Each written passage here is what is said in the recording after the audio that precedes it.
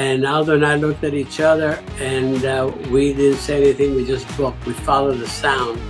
And there was at the local fairgrounds at the edge of town where they had these modified stock cars. And we just peeked through the fence there and so forth. And we said, well, they didn't look like Formula One cars, but the thing that, American Formula One. yeah, but the thing that, yeah, we looked at each other and said, this is doable, Oh, yeah. Oh, yeah. and that's when a lot of things started going on. You know what?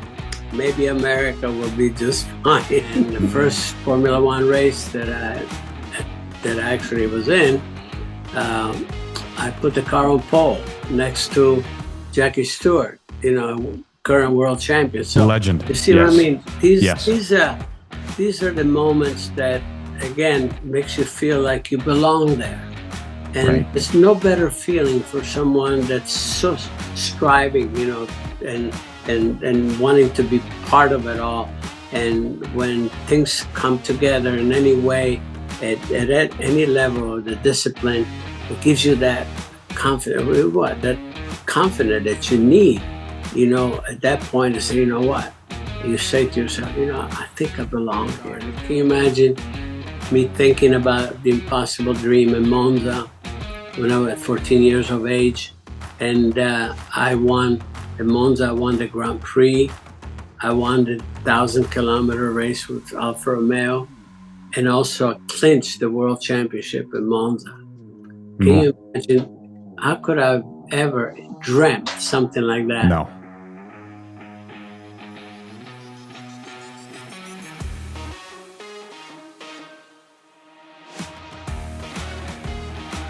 Hi, this is Mario Andretti, and this is Cars and Cultures with Jason Stein. A living legend. There is no other way to say it.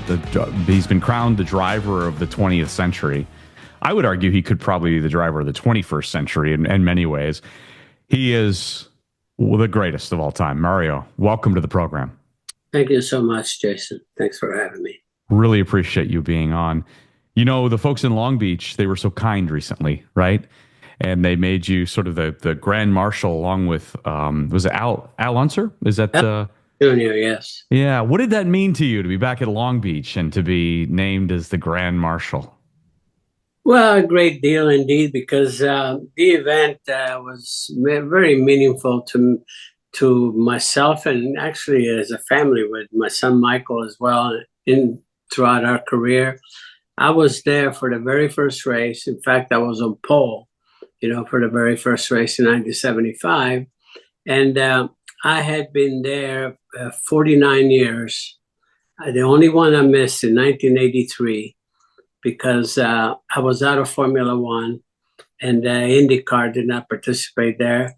And then when Formula One ceased being there, I won the next race there, the first race for IndyCars in '84, and a couple more after that. But the bottom line is, my son Michael, who had a total of 42 IndyCar wins, top 5 in the series, he won his very first IndyCar race there. That's right. 1986, and I think it was 86. And then his last race in 2002. So, as you can see, bookends for him, but also so much, to be obviously thankful for those opportunities, but also wonderful results for us, as you can imagine. Absolutely. What's life like for you these days? I know we're going to talk about a lot of subjects, including your involvement with the Cadillac team that I want to get into later. But what is life like for Mario Andretti? Life is good. Life is busy. People say, "Oh, how's your retirement?" I have not retired. Which retirement? Which retirement? And I said this many times, and I mean it. And so when I retire, they'll put me in a box. That's it. So, things are good. I mean, I'm knocking on wood, health-wise, everything is good. So I got quite a few, I got a lot of things on my plate. And again, these are all the things that I enjoy doing. And for me to stay busy in areas where again, where I feel I belong, that's all good. I have that choice and those opportunities. And that means a great deal. Again, look forward to every day. Yeah. You once said that all you needed to live happily, the only thing that made you happy was to drive a race car. And I think probably the only thing that makes you happy today is being around race cars. Is that accurate? You got it. Yeah, indeed. I mean, it's my life. I mean, it's what really. How could I say? What what was the most important thing in my professional life? And the satisfaction, the fulfillment that I derive from it is something that I could have never gotten doing anything else. And the fact that as a family, we have continued my kids, and actually there are four. I mean, four on each side. I have a twin. I had a twin brother, Aldo. Unfortunately, he passed away. But Aldo and I, between Aldo and I, there are 8 race drivers in the Andretti family. So that's crazy. That's crazy. Anytime we get together for dinner, I guess you can imagine where the conversation goes. You were 14 years old when you first saw the Italian Grand Prix with Aldo. Do I have that correct? Indeed. And that was the dream, as you said, was complete. You knew exactly that there was going to be no plan B. 14 years old, living in Italy, seeing the Italian Grand Prix. Indeed. That's when the mold was cast. Yes, and never broken. Yeah, well, yeah, exactly. I mean, yeah, at that point, it was the impossible dream in every way, for all the reasons that we can go.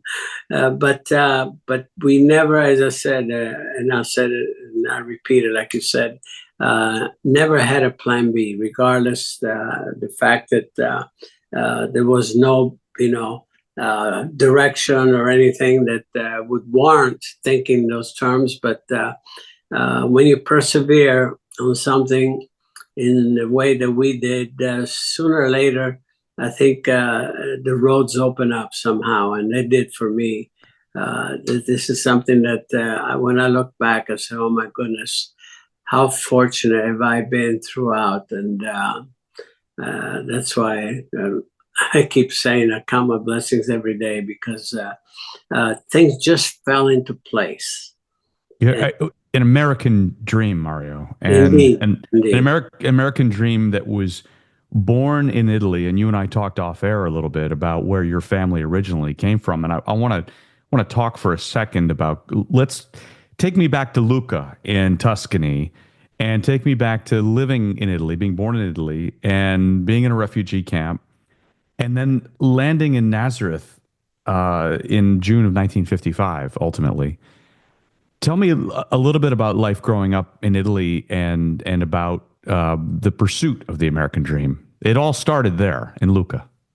Well, indeed. Yeah, obviously, when we arrived in Lucca, I was 7 years old, going on 8 years of age. And we were there until age 15, went to school there. And again, life was okay. I always said as kids, my dad, my parents always provided for us. We were never cold. We were never hungry. We went to the best schools. So from that standpoint, there are no complaints, but there was no future like for someone like my dad at that moment, the way things were in Europe, post-war, as we all know. And having a close relative on my mother's side who had immigrated many years before. Your uncle in 1909. Yeah, Uncle Tony. Yeah, Tony Benvenio. We kept correspondence with him. We did, and And he suggested at one point to my dad, he said, which was about 1952, he said, Gigi, why don't you apply for a visa and come to the States? I will guarantee whatever guarantees I have to make to the family. And my dad did. He did that. He applied for visas. He almost forgot about it. I said this all the time. And 3 years later, the visas come through. And we were invited to go to Geneva, to the consul, American consul general. And from there, the visas were approved. And Dad says, well, now we're going to America for maybe 5 years and come back. You actually had the tickets to go back, didn't you? Well, no, not really. No, we just one way. We had the one-way tickets. But you were going to go back in 5 years. It was just a matter of conversation. I think he said that just to alleviate the blow, so to speak. Like, was it a blow to us? As kids, my sister Anna Maria was 6 years older than us, so she was obviously much more aware of what was going on. But she was very positive. Very positive. She says, I said, oh, kids, this is wonderful. This is a great opportunity, blah, blah, blah, blah. So the only thing that I was concerned about, Aldo and I were concerned about racing. I said, we wanted to get into Formula One, blah, blah, blah. And maybe we start in motorcycles. And, we didn't know the American scene except for 1951, there was this movie, To Please a Lady, with Clark Gable, Barbara Stanwyck. And the title was To Please a Lady, but the movie played in Italy, and the title was Indianapolis. Oh. I had no idea what in the world Indianapolis. I thought, what was it, Napoli or something, And I went to see the movie, and then there I saw some of the American racing, not just the Indianapolis 500, but the dirt track racing. Sure. Which obviously it was part of the story. And so we said, well, that's going to be interesting. That's something different. And so we figured, well, there's going to be some racing. And Lord and behold, as we arrived here to these shores in June 15, 1955, it was on a Thursday. And on a Sunday evening, we were just hanging out, after dinner and so forth. And, June, long day. And in the background, all of a sudden we see lights, bright lights, and a big roar of engines. And Aldo and I looked at each other, and we didn't say anything. We just booked. We followed the sound. And there was at the local fairgrounds at the edge of town where they had these modified stock cars. And we just peeked through the fence there and so forth. And we said, well, they didn't look like Formula One cars, but the thing that, American Formula One. But the thing that, we looked at each other and said, this is doable, Oh, yeah. Oh, yeah. And that's when a lot of things started going on. You know what? Maybe America will be just fine. You were 15 years old, correct? Yeah, indeed. 2 years later, you and Aldo, you're building your own cars to race there. You're going 130 miles an hour. And you had to lie about how old you were because you had to be 21, right? Had to be 21 to be legally racing in those days, insurance and all that sort of thing. And, as you said, we started building a car in 57. And we figured by the time we're 21, we have plenty of time. No, the car was finished when we were in 59. And we said, we're not going to wait 2 years. And so we befriended the local editor of the Nazareth Keep, the newspaper here, which actually still, Nazareth Keep is still a weekly paper here. Still to this day. To this day. Anyway, and Les Young was his name. I said, We said, Les, do you think you can do something with the birth date on our license? And he did a pretty good job, and that's really what we went by. And then we actually we fibbed a little bit. We said that to add to the fact that maybe we look too young, but so we used to race in Italy, Formula Junior, and which was popular, by the way, Formula Junior, and it was just another one of those. Series that give opportunities outside of go-karts, to be in a proper race car. Anyway, and we were fibbing about that, of course, but we played the part because Aldo and I, we invested in two solid sport racing uniforms from Italy, and nobody was wearing racing uniforms in those days, so we showed up and everybody's, oh wow, these kids. I mean, oh wow, so nobody asked the question, whether okay, you guys don't look old enough, old enough to do it. But and the best part here is, believe it or not, Jason, one car, one helmet, two drivers, and we didn't decide until that day of the race who was going to drive the first race. Really? I've not heard that part of the story. We tossed a coin. Okay. And Aldo won the toss. And I was kind of relieved, actually. Really? So, and he entered the heat, and he won the heat race, qualifying heat race. And because because of the handicapping system, there was no background, so we had to start last on everything.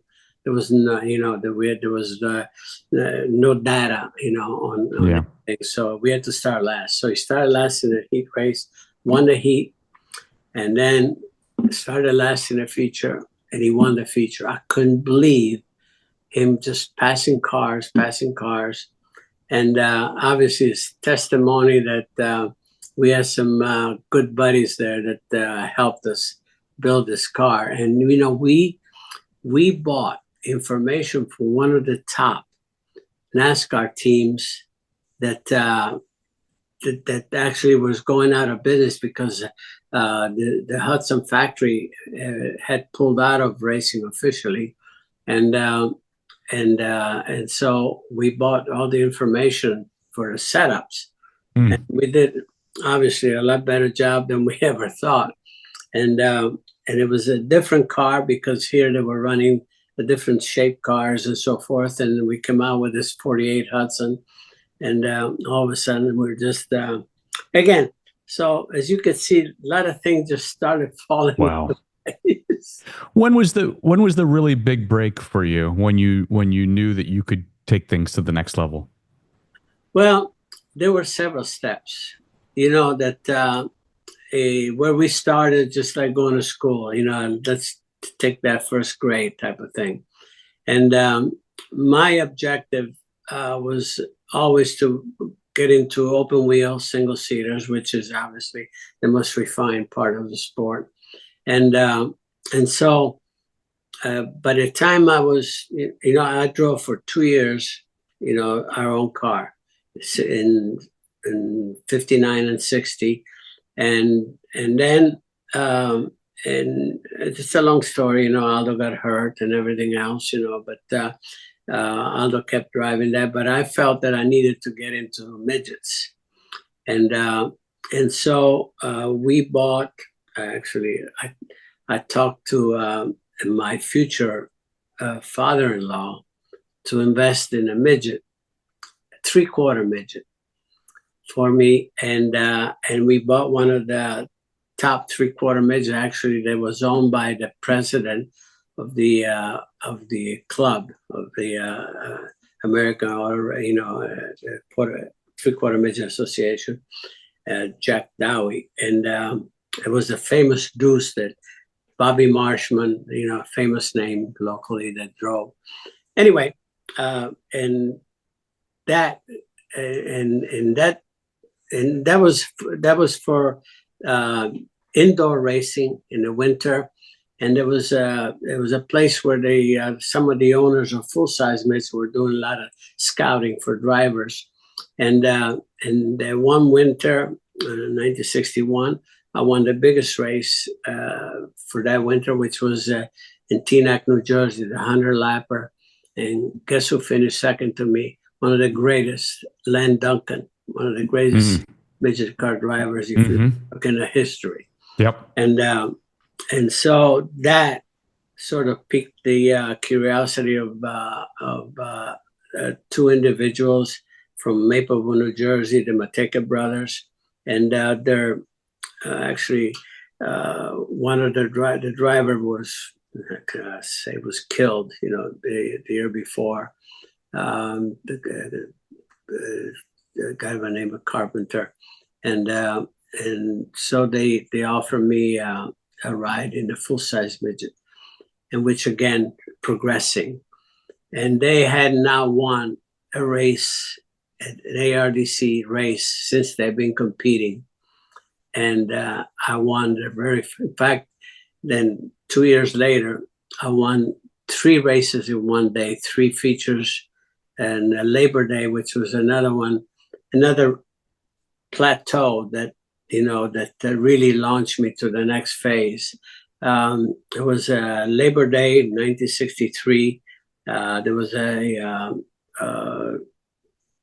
afternoon race in Flemington, New Jersey. I won the heat race, the match race, the feature. And later that evening, there was another event at Hatfield, Pennsylvania, about 150 miles away, and maybe less.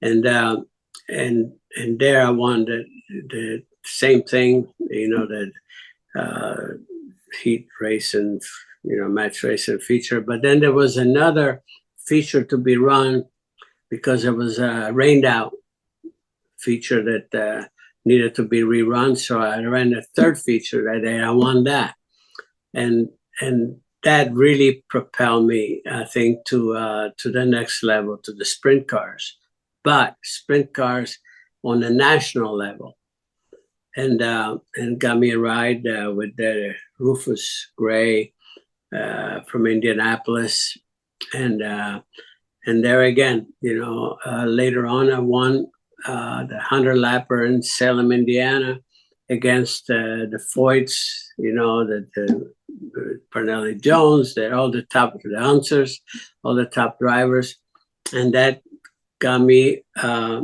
a ride in Champ Cars, which is the maximum, the top level for the following year. So it was just moments like that all of a sudden were that meaningful for me to earn my way to the next grade, to the next level. And for me, it was all about try to win something wherever I was. I didn't want to repeat third grade. I wanted to move on. Right. Yeah. And until I got to the top level, and then go from there. And somehow there were moments like that really were that meaningful that they just happened at the right time.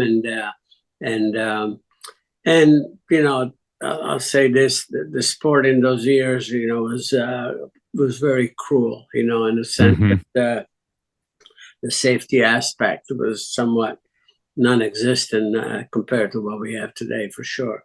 And some of the advantages that I got was through somebody else's misfortunes, just other individuals, getting hurt or worse. But I was there to take over, and again, I could not have hoped for anything, no better opportunities than that. And some of it was sad because of the misfortune of others, but I was there to take advantage. Such a varied career, Mario. The 67 Daytona 500 winner. You won the 12 Hours of Sebring. You won the Indianapolis 500 in 69, Pikes Peak Hill Climb, 24 Hours of Daytona, of course, the Formula One World Championship as well in 1978. When you think about drivers today and think about what the varied skills that you needed to drive all of those different things I just mentioned, it's become so siloed for drivers now, isn't it? There aren't many who do the crossover from stock cars to Indy cars to Formula. I mean, there's nobody who does all of that.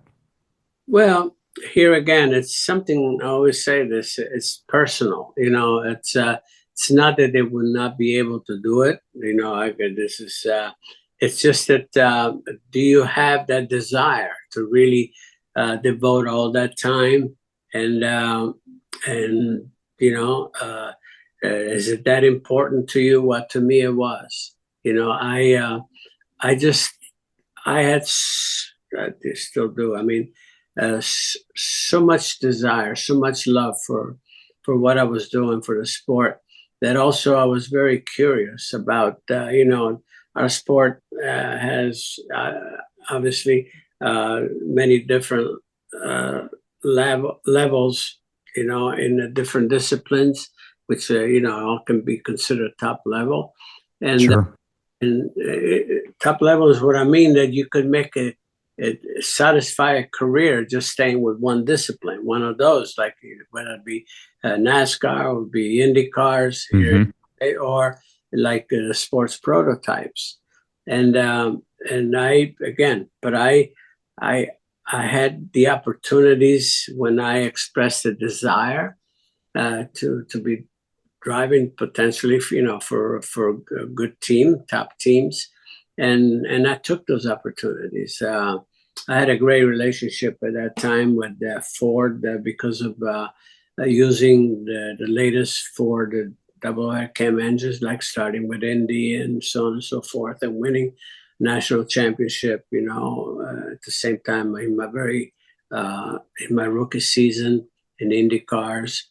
And then whenever I would express, and I was part of the Le Mans program also, which was a huge ambition for Henry Ford to win Le Mans over Ferrari. They even made the movie about that. But there was a fabulous program that they started in '66, and they needed to do a lot of testing and a lot of work. And I offered myself to be. I said, I can be at every one of your tests, and I wanted to benefit from the experience of road racing, because Formula One was already in the back of my mind, and I learned so much there by doing that. I befriended, Bruce McLaren. At the time, he was, he was very. He loved sports prototypes as well, and I learned quite a lot from him. He was a very technical driver. We won the first Sebring that I won, 1967, with a Ford Mark IV, which was really the car that eventually they won Le Mans as well with, and that, all of that really worked in my favor to look forward to potentially earn my way into Formula One, because I can tell you that in 1965, my rookie year at Indy, there was a lot of international, participation there, was specifically with world champion at the time, Jim Clark and Colin Chapman, Lotus, and so forth, and Lord and behold, they won the race, but I was finished third. I was rookie of the year, and so at the end of the banquet the next day, we were all saying our goodbyes, because I got to know him pretty good during the month of May. And then I said to Colin Chapman, I said, Colin, someday I would like to do Formula One. And Colin said to me, he said, Mario, when you think you're ready, you call me and I will have a car for you. Yeah. Now, Jason, can you imagine? Wow. The feeling when someone at that level, world championship material, tells me if you think you're ready, whenever you think you're ready, I will have a car for you. And 3 years later, 1968, that's when I called him, and he had a car for me. And the first Formula One race that I actually was in, I put the car on pole next to Jackie Stewart, current world champion. So Legend. you see Yes. what I mean? Yes. These are the moments that, again, makes you feel like you belong there. And Right. there's no better feeling for someone that's so striving, and wanting to be part of it all.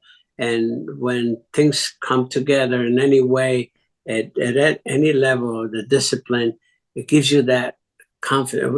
That confidence that you need, at that point to say, what? You say to yourself, I think I belong here. There's no better feeling than that, Jason. And I had those feelings as I went on through my career, to the different levels, just to reassure, because you have to reassure yourself, that, this is what I want to do. But, all of a sudden, I just did it. Yeah. And there's no better reward that you could want to be able to move on and feel that,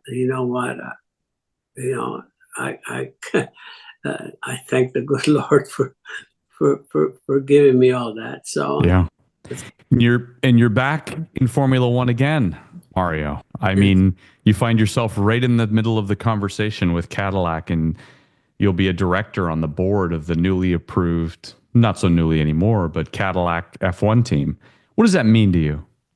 Well, I have to say, I'm not really a director on the board. I'm just a part of the board, basically. I think somebody promoted me somewhere. You're on the board. Okay. I didn't know. In a sense, I was invited to be part of the team as far as, maybe being able to contribute with my experience. I always said that the part that interests me the most, not the work that goes getting into it. That's for Right. somebody else. Right. I like the driving side. And if I can throw in my 2 cents and suggestion on the driver talent, driver pool that's available, and so on and so forth. And then once that goes on, to be part of that, to be part of that on a team, that's what I really would be. I'm looking forward to. So that's really basically my function. And here again, it's wonderful to be able to say that we're part of history in some sense, that General Motors, with Cadillac brand for sure, has never been officially in Formula One. That's huge. It's huge for the sport, and it's the popularity that Formula One is enjoying today. Could you imagine? Could you imagine that? I mean, I never imagined. No, right. And it's the only country on the planet that actually fields 3 Formula One races today. Right. It's a big country, but still, and it's a premium in itself, and it's all dictated by the interest that there exists, from the fan base. So again, then now to enter full-fledged, American team with the giant manufacturer and having commitment, long-term commitment in this World Championship Series, that's worth celebrating at this point. There's a lot of work to do, isn't there? I mean, to be on the grid in 2026, I imagine you're working on this all the time, whether it's driver talent selection, technical issues, right? Yes, it's a gigantic project, no question. It's going on in 2 worlds. It's going on in Europe and here, and again, but we have competent people, deal, leading this project, and again, somehow we're attracting good talents along the way, which is obviously is the all important thing. I mean, it's all about people ultimately, and again, we'll just hopefully, we'll make everyone proud here. The objectives are, to really try to satisfy ourselves. And it's the only way to, to really gotta hope for gotta hope for that. You gotta go, for the ceiling, and Yeah, go for the stars the way that you did. yeah, and all you can do is just work hard, and hopefully things will just pay off. And I know you've talked before publicly about some of the elements of this, conversations with Ferrari, possibly about engines, conversations with young drivers. We've had Colton Herta on this program a couple of years ago. I know there's a lot to sort out, isn't there? Indeed, yeah, no question. But a lot of things are going into place. We're going to have the Ferrari power unit to start with, and because the Cadillac, they will not be ready. We have dates set up, but it's going to take a couple of years, of course, for them to have the power unit, not on to propel for us, but potentially for customers. And so anyway, but everything is just really going in place. I think we can be very satisfied that the ingredients necessary are working at the moment. So did your relationship with Enzo Ferrari and your history with Ferrari have anything to do with that? I cannot really say that. I mean, it's a business situation, and I hope that maybe that didn't hurt, at all. But Right. my relationship with Ferrari and Mr. Ferrari was something so special. I'll hold that one of the special parts of my career, and to be able to win my very first Formula One race with Ferrari. I won, several long distance races, sports prototypes of Ferrari, and then in my very last Formula One experience in 1982 for Ferrari in Monza was also, here it is, Ferrari. So yes, everything Ferrari for me has a great sound. Doesn't it? Yeah, it does. And I know on the driver's side that you've talked a little bit about that the fact that there are more drivers than there are seats available, obviously, and a guy like Checo Perez could be interesting for the team as well going forward. Well, I think all of these names are definitely being considered, no question. There's going to be a decision fairly soon. It will have to be because some testing is going to start. So you keep all your options open because Yeah. at last minute might be something that you don't expect right now. So you try to keep that as a luxury, if you will, to make the final decision. But again, yeah, there's some good talents out there still. Yeah, for sure. Not that with a lot of experience, which is all important, especially for for a new team, and so I think we'll be okay in that respect. This is just a final couple things. This is the month of May here upon us. We've had Roger Penske on this program early, probably guest number 6 or so out of 200. He is going for his 21st Indy 500 victory as an owner. How do you even think about that, Mario? It's unthinkable. Right? It's unthinkable. 21. Unthinkable. He's already won 20. Yeah. Michael says, I'm still young enough, but he only won 5. So, and that's a great feat. But then you look at, no one can compare to that, obviously. So I think Roger Penske's record in Indianapolis is pretty safe. Yeah, right.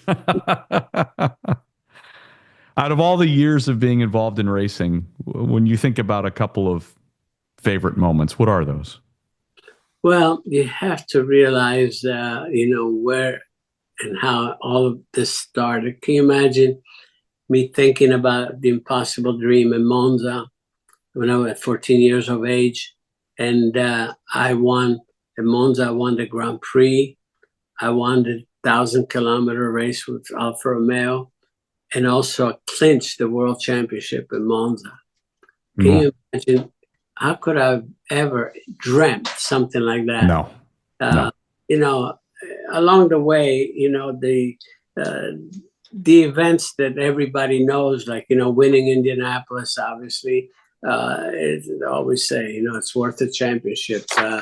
Winning the Daytona 500, is something, and as a family, do you know that my son Michael and I were on podium in IndyCar 15 times, father and son, and we were first and second 5 times, and we started an IndyCar race 10 times. It was 5, 10, and 15 as a father and son. Wow. We Unbelievable. look back, has the sport been such a blessing for us? Yes. Could I want anything more? No, but I do. But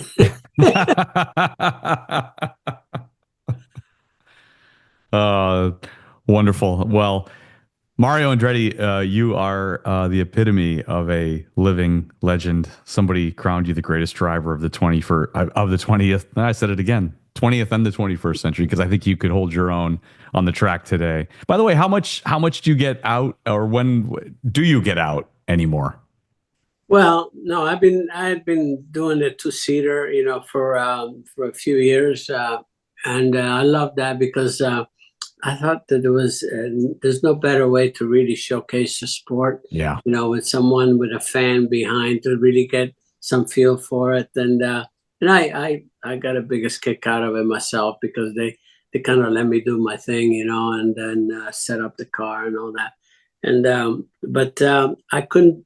The last couple of years, I couldn't do all the races because of my other commitments here. So unless I can do it full time, anything like that, I don't like do it part time. So I haven't done that. But does that preclude me from being maybe in a seat of one of our Formula One cars to give it a go one time at a test? Who knows? We'll look forward to that. I don't have a final say on that one either. Mario, thank you for being our 200th guest on Cars and Culture, the epitome of car culture. Mario Andretti, thank you. Thank you, Jason.